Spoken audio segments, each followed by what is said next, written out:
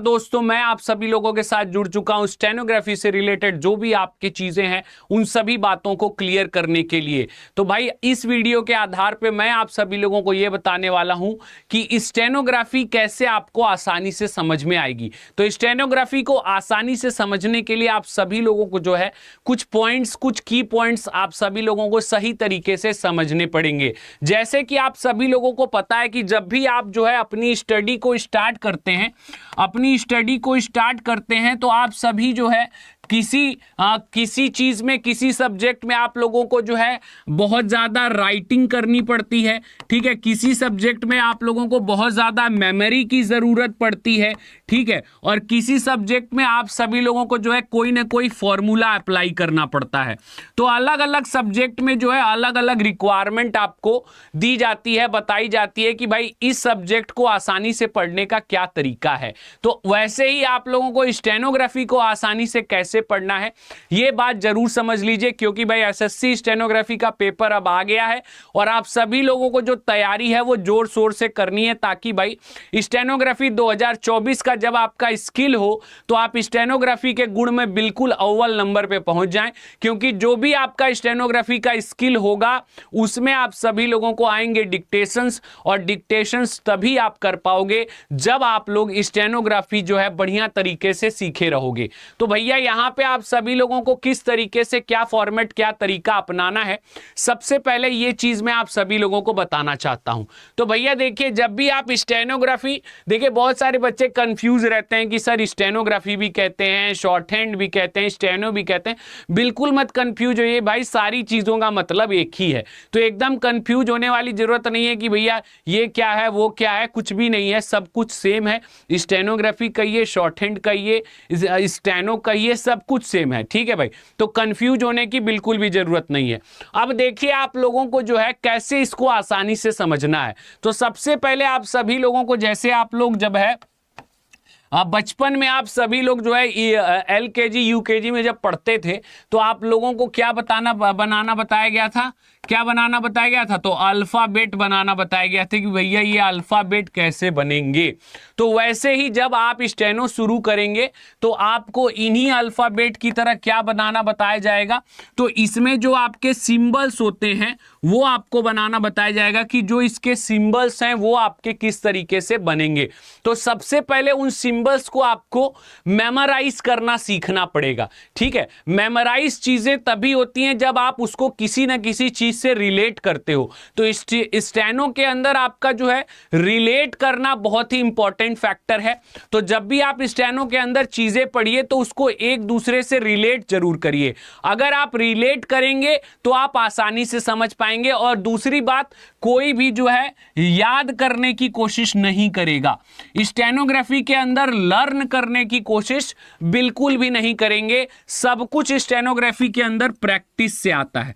ठीक है भाई, सब कुछ प्रैक्टिस से आता है। कितनी बार आप एक स्ट्रोक को ड्रॉ कर रहे हैं, कितनी बार आप जो है स्ट्रोक्स को बना रहे हैं, कितनी बार आप चीजों को सही तरीके से क्लियर कर रहे हैं। तो कई बार होता क्या है कि हम बच्चों को कहते हैं कि दोस्त इसको ना आप 3 लाइन बना लेना। ठीक है, इसको आप 3 लाइन बना लेना। तो वो क्या करते हैं, सर ने कहा है 3 लाइन बनाने के लिए, जरूरी थोड़ी है, इसको हम एक ही लाइन बना लेते हैं। ठीक है, तो वो क्या करते हैं, वो एक लाइन बना लेते हैं। ठीक है, एक लाइन बना लेते हैं और सोचते हैं कि चलो यार सर का काम है कहना, हमारा काम है सुन के निकलना, एक लाइन बना लेते हैं बहुत है। तो यही जो आपकी चीजें हैं यही आपको स्टेनो में नीचे ले आती हैं। ठीक है, तो आप सभी लोगों को एक बात समझनी है कि भाई अगर सर ने कहा है 3 लाइन तो आप 4 लाइन जरूर बनाइए, लेकिन 3 से कम मत करिए, क्योंकि मैं खुद आपको मिनिमम बोल के चल रहा हूं। तो स्टेनोग्राफी के अंदर जो प्रैक्टिस आपको जितने बार बोली जा रही है, जैसे बोली जा रही है, उस प्रैक्टिस को आप अगर उतना करेंगे तभी आप सभी लोग जो है इसमें सही तरीके से आगे बढ़ सकते हैं और चीजें आपको समझ में आएंगी। आप सोचेंगे जैसे जीएस इंग्लिश हम लोग देख के ऐसे किताब खोल के ऐसे देखते हैं और ऐसे ऐसे करते हैं और याद हो जाता है। तो भैया ये वो समान नहीं है, ये वो चीज नहीं है कि आपको ऐसे देख के याद हो जाए। तो यहां आपको बनाना पड़ेगा, लिखना पड़ेगा, बार बार लिखना पड़ेगा। जितनी बार आप लिखेंगे उतनी ज्यादा आपको चीजें क्लैरिटी से आएंगी, उतनी ज्यादा आपको आपको चीजें क्लियर होंगी। तो प्रैक्टिस आपको करना बहुत जरूरी है। और प्रैक्टिस हम आपको कहां पे करवाएंगे, तो भैया आप सभी लोगों के लिए एसएससी स्टेनोग्राफर महापैक आ चुका है। तो जो भी बच्चे अभी तक एसएससी स्टेनोग्राफर महापैक में नहीं इनरोल किए हैं वो जल्दी से भैया अभी भी समय है, इनरोल कर लीजिए। क्योंकि भाई ये जो आपको महापैक दिया जा रहा है वो भैया आपको 27 महीने वैलिडिटी के साथ दिया जा रहा है। मतलब अगले 2 एग्जाम भी आप इसी से पढ़ सकते हो। 27 महीने वैलिडिटी के साथ दिया जा रहा है। और अगर आप इस पे कोड अप्लाई कर देते हैं Y922 अगर आप ये कोड अप्लाई कर देंगे इसके साथ तो सोने पे सुहागा हो जाएगा भैया। 9,000 का ये बैच है और 9,000 का बैच आपको मात्र मिल जाएगा 1880 रुपए में। ठीक है, 9,000 का बैच मात्र मिल जाएगा 1880 रुपए में। तो भाई जो भी लोग अभी तक इस बैच में इनरोल नहीं किए हैं जल्दी से इस बैच में इनरोल करिए। प्रैक्टिस की जिम्मेदारी मेरी है, मैटर की जिम्मेदारी मेरी है और कैसे आपको इस कोर्स में आगे तक जाना है उसकी जिम्मेदारी मेरी है। लेकिन आपकी जिम्मेदारी इस कोर्स को परचेस करना है।